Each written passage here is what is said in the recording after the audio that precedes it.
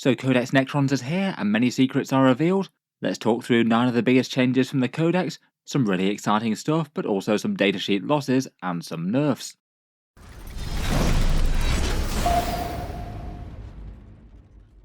Hello and welcome back to Auspex Tactics, where today we're talking Necrons, and with the upcoming release of the new Necron Codex that goes on pre-order today, I thought we'd cover a few of the rules that I was most interested in finding out how they'd changed. There's lots more than this. It does seem like the Codex has brought a fair few more changes than the Space Marines or Tyranids ones, which were likely largely written before 10th edition had even come out.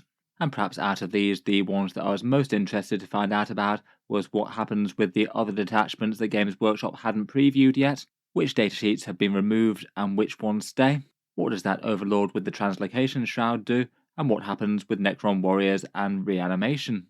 Let's talk about all that and a bit more, with a few other interesting changes to the Awakened Dynasty and Cryptek as well. First up, perhaps one of the most exciting of the new Necron changes might be to the Canoptek Court. This one was the detachment that was going to be themed around Cryptek and Canoptek units, and I must admit the core rule of the detachment is a rather nice damage boosting one, which I think is going to be very relevant. The base rule is called the Power Matrix, and this kind of works in a similar sort of way to the Chaos Demon Shadow of Chaos type ability, and it basically means that you always get this in your own deployment zone.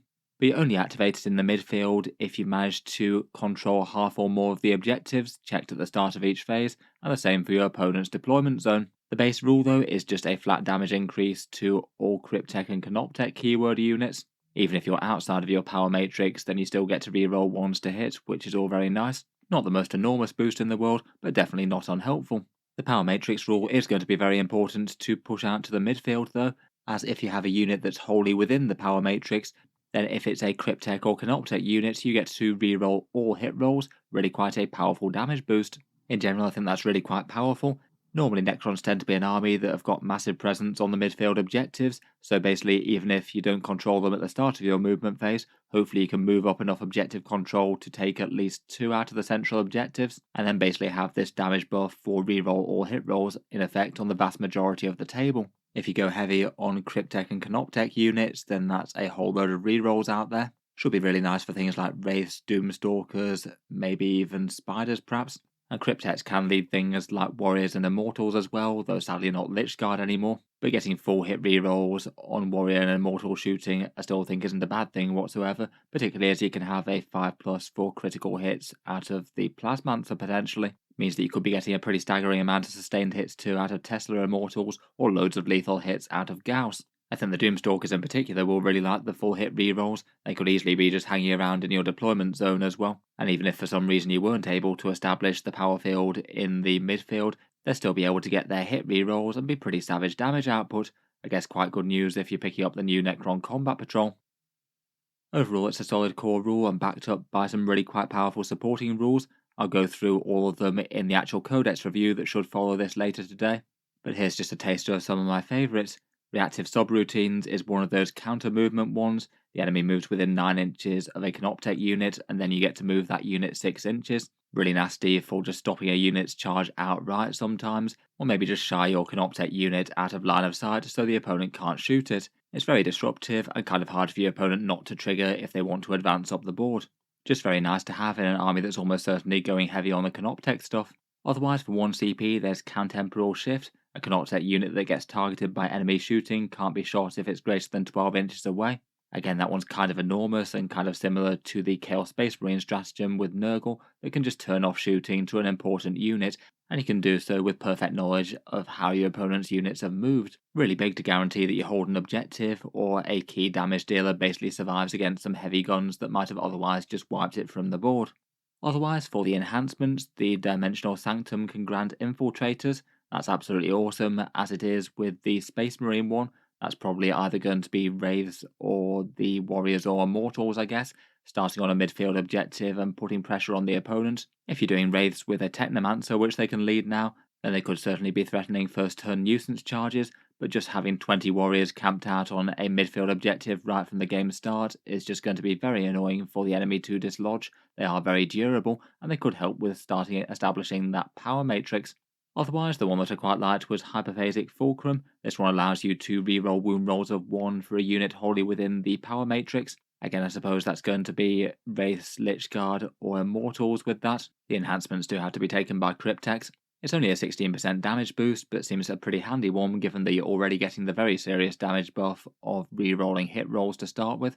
It just makes one of these units staggeringly more dangerous than it would be otherwise. Overall, this one does look like a very fun detachment. Certainly looks like it's going to be one powerful way to play Necrons, though it is certainly going to push you to take certain units, with Cryptek and Canoptek being heavily incentivized. Just while we're on the subject of enhancements and things, it seems that Games Workshop's official points downloads will be coming within the next 1 to 2 weeks. The Necrons Codex does have a point section in the book, but it seems that they have confirmed to people that that section is kind of redundant, and it's going to be similar to the Space Marines and Tyranid codexes, where they're basically just going to completely disregard the printed points section and just give us a download within the next 1 to 2 weeks to keep points permanently digital pretty much.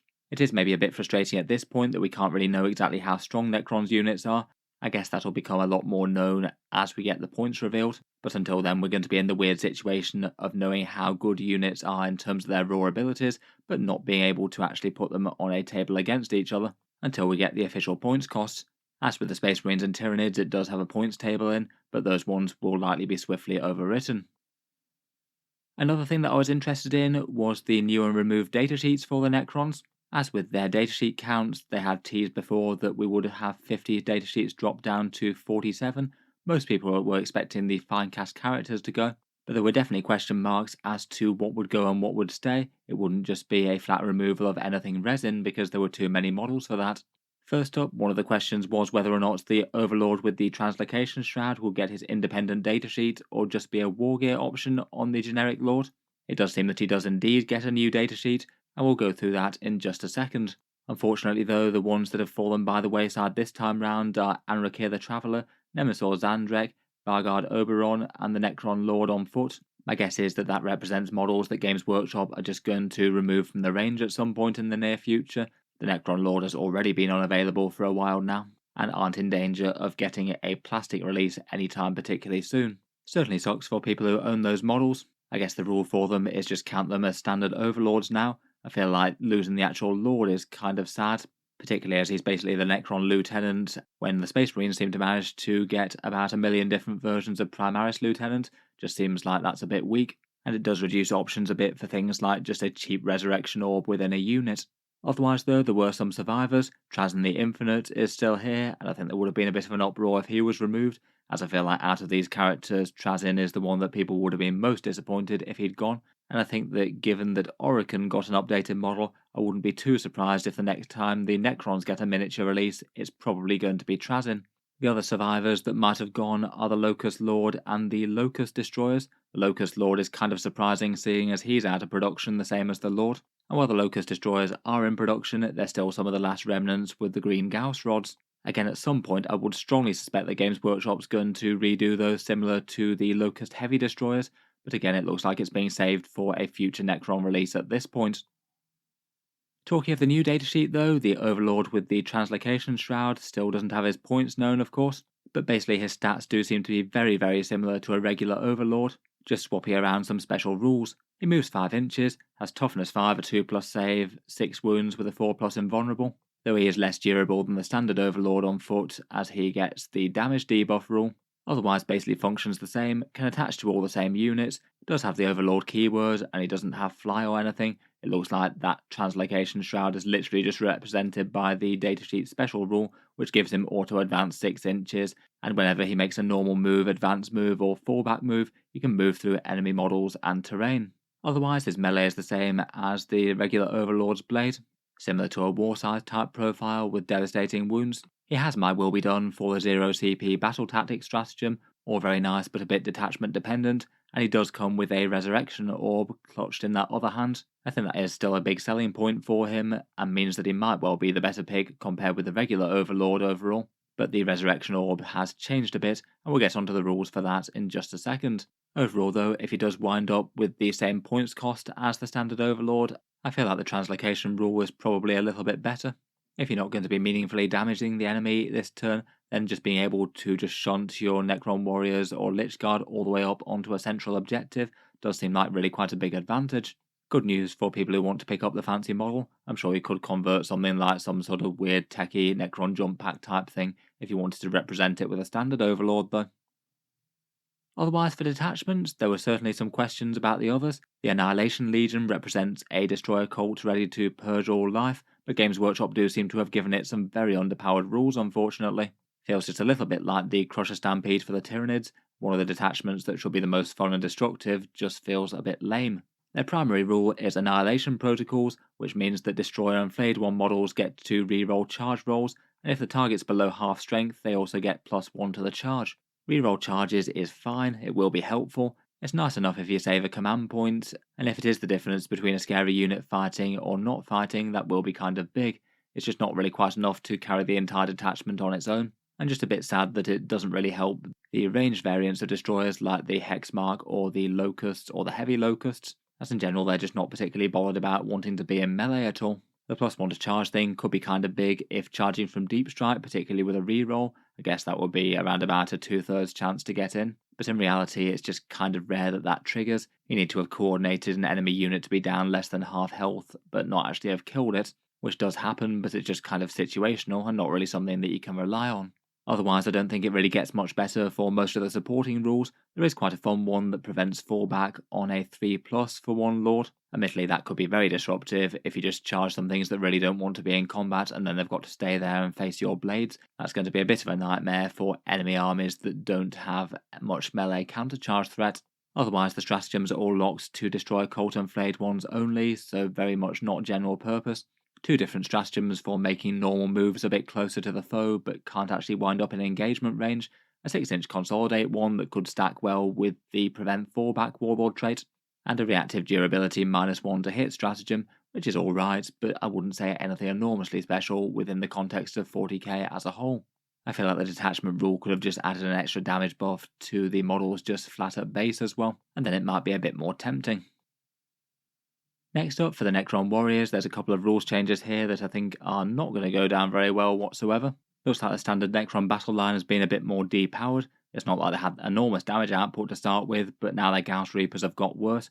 They're down to Strength 4, AP 1, Damage 1 with the same 12-inch range and lethal hits, perhaps due to the Gauss Flayer being quite clearly the inferior option, or at least in the vast majority of people's eyes. I guess you're still going to have some okay threat against higher toughness things due to the lethal hits that they get. They've definitely dropped off a bit against toughness 4 and toughness 5 things though. And I feel like now it's going to be a lot more of a question as to whether or not you want to have the chance to have the shot outs to 24 inches rather than just the 2 shots to 12 inches, the same as the Flayer gets, but just get the buff of AP -1 on it. Overall, I feel like that's made the unit's guns more balanced, but also, of course, weaker if you're nerfing the stronger option. Perhaps the even worse rule for Warriors, though, is that their reanimation protocols have been drastically reined in. The rule their number is Legion used to be really quite a powerful one, getting to reanimate D6 wounds per turn or D3+3 if they were on an objective, so an average of 5 warriors restored normally. That has dropped off a cliff, I'm afraid.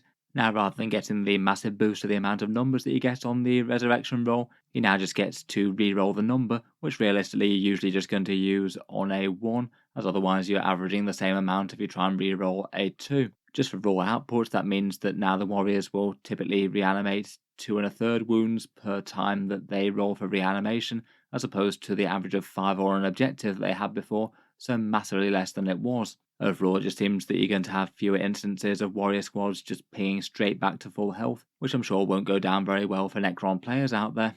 Between all this, it's really not great news for the Necron battle line, but I would perhaps hope that if they've significantly nerfed their reanimation and also nerfed their damage output, that might mean that they could be in line for a points decrease. I feel like dropping down to 10 really wouldn't be unreasonable with those kind of changes, and might just place a greater emphasis on the durability they have on their base squad as opposed to what they reanimate. Guess we'll wait and see on that front though. Otherwise, for mystery detachments, the one that Games Workshop had kept under wraps a bit was the Obeisance Phalanx.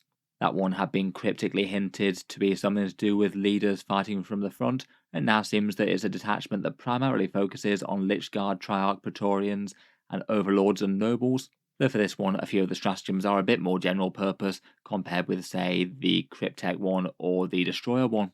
Their primary rule feels basically like a Space Marine mini Oath moment just for their key units. The rule is called Worthy Foes, and in the command phase you get to select one enemy unit and then all Lich Guard, Triarch Praetorians, and Overlord keyword units on the board all get +1 to the wound roll when they're trying to damage that unit.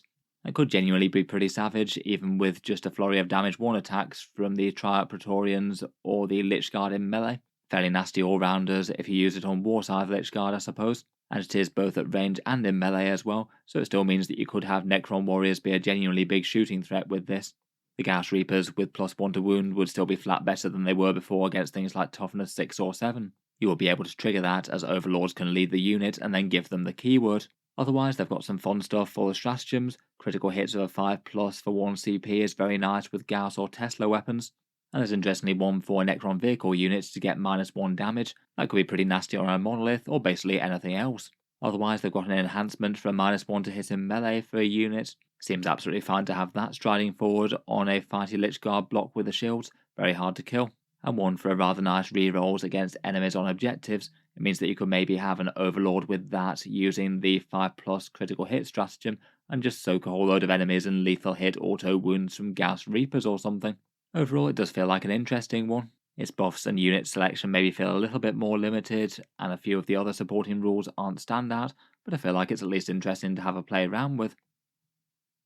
Otherwise, for one of the biggest and best rules of the Necrons, Reanimation Protocols is broadly unchanged. It looks like it just had a subtle tweak to stop it being used from units in Strategic Reserve, so it means that you wouldn't be able to use things like Hypercrypt damaged units that are off the board in reserves anymore. There is a stratagem in that detachment that you can use to get reanimation in those units, though, if it's absolutely critical.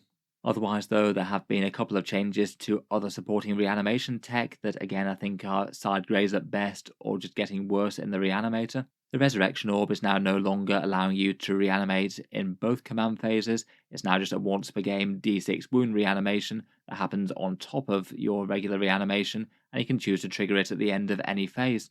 It does mean that you aren't going to get many turns of extra reanimation, and maybe not be stacking quite as well as it does with the Reanimator. You'll still be able to stack it on the turn that you use it, but you can't be having it stacked every turn as it only happens once. But I guess it does give you a big early game punch of reanimation, which might actually be one of the more important things. Say for example, if your opponent does have enough damage to actually wipe out your unit on one of the turns, if you manage to get this off early, you might actually wind up with the same or more reanimation than the unit might have gone on to have before. Overall, I would say that it's probably overall a downgrade, but maybe not quite as bad as I feel like some people are going to take it. I don't think that this one's quite as bad as the Necron Warrior change or the Canoptek Reanimator change, really.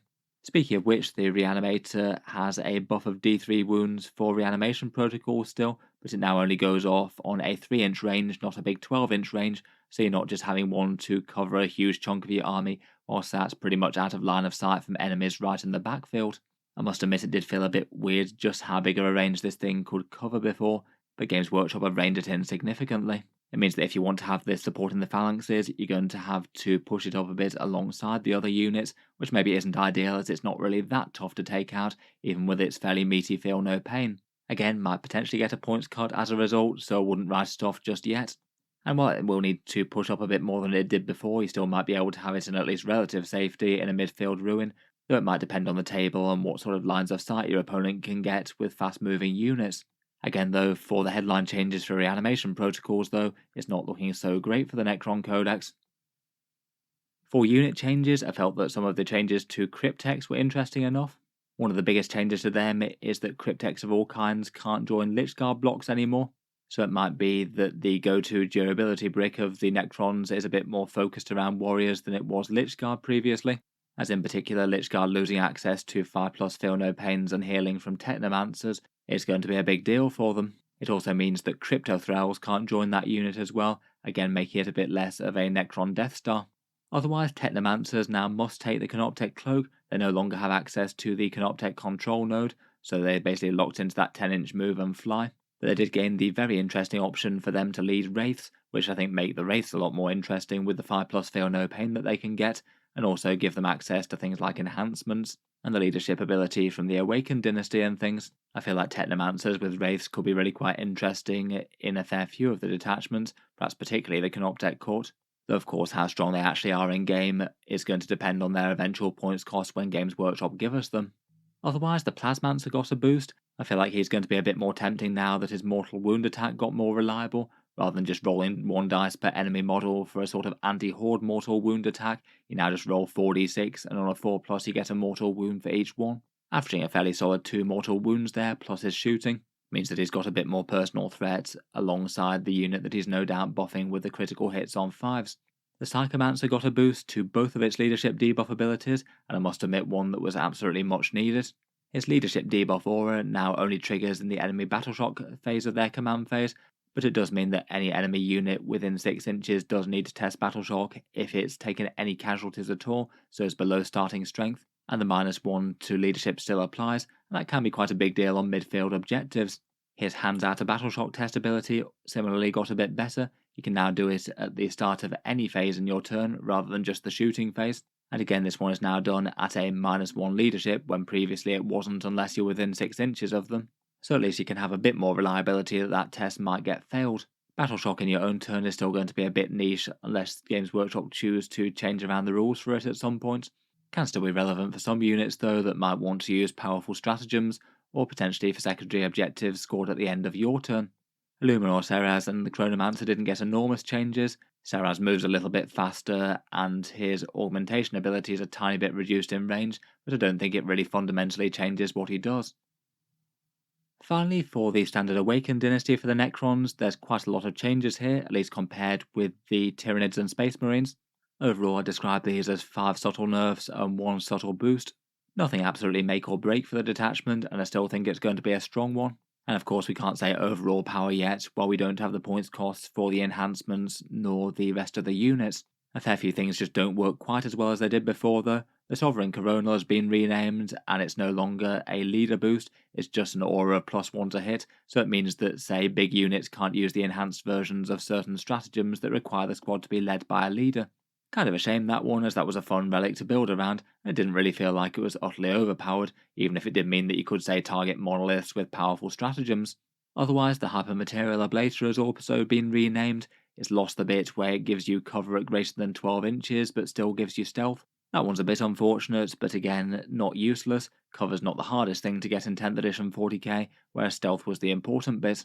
The Sempiternal Weave can't be used on the Transcendent Catan, as no enhancements can anymore, but it's maybe not the end of the world, as literally all of the Catan got a 5+ Feel No Pain type save, so it's hardly the end of the world there. Otherwise, Conquering Tyrant I think did take a big blow unfortunately. That one was the one where you previously got 2 reroll or wound rolls at range, and now that's been changed to reroll or hit rolls at range provided you've got a character in the unit. I guess that pairs extra well with, say, a Plasmancer and the critical hits on 5+s, I suppose. But in general I would have rated the wound reroll better, as it just means that you can often get a better damage boost out of that if you were wounding on a 4 or 5 before. The Undying Legions one now stacks far worse with Necron Warriors unfortunately. This one was maybe a little bit unclear as to how many wounds you got back and perhaps could have done with an FAQ, though I guess that's redundant now. If it was being used to resurrect D3+3 Necron Warriors though, then the nerf to their reanimation has got a bit worse, and again while it will still stat the same with reanimators, the fact that the reanimators range has got so much shorter will mean that it's just a bit more of a niche stratagem overall. Finally though, there's maybe one bit of good news. The 1 command point resurrect a character now happens at the end of the phase rather than halfway through. Previously it didn't have the rider that quite a lot of other special rules have for this one, where the model only gets up at the end of the phase, and while it didn't have that, it meant that your character could just be killed, get straight back up, and then say just be shot straight back down again. Now it means that, say, if your opponent could only shoot down your character in the shooting phase, then for 1 command point your infantry character can just get straight back up again. And if they can't charge it or anything, then they'll be powerless to kill your units this turn. Overall, as I said, nothing really game-breaking here, but I feel like the detachment has maybe taken a bit of a beating. It'll be interesting to see how well it competes with the other Necron detachments. I feel like the Hypercrypt one and the Canoptek Court are both looking really interesting. Let me know your thoughts on the Necron's changes though. Hopefully I'll be back with a full review of the Codex sometime within the next 12 hours or so. So feel free to subscribe to Auspex Tactics or check back later if you'd like to watch that. Finally, if you have been enjoying the 40k coverage on the channel, I would just like to mention that Auspex Tactics does have a Patreon page as well, and you can find that linked in the video description if you'd like to help support. Channel patrons do get a fair few advantages, seeing certain videos early, regular votes to see what sort of things happen next on the channel, and automatic entry into the regular prize giveaways with a chance to win some big model kits each month. If any of that sounds good to you, or you'd just like to help support, the link is down in the video description. In any case, a massive thank you for listening, and I'll hope to see you guys next time.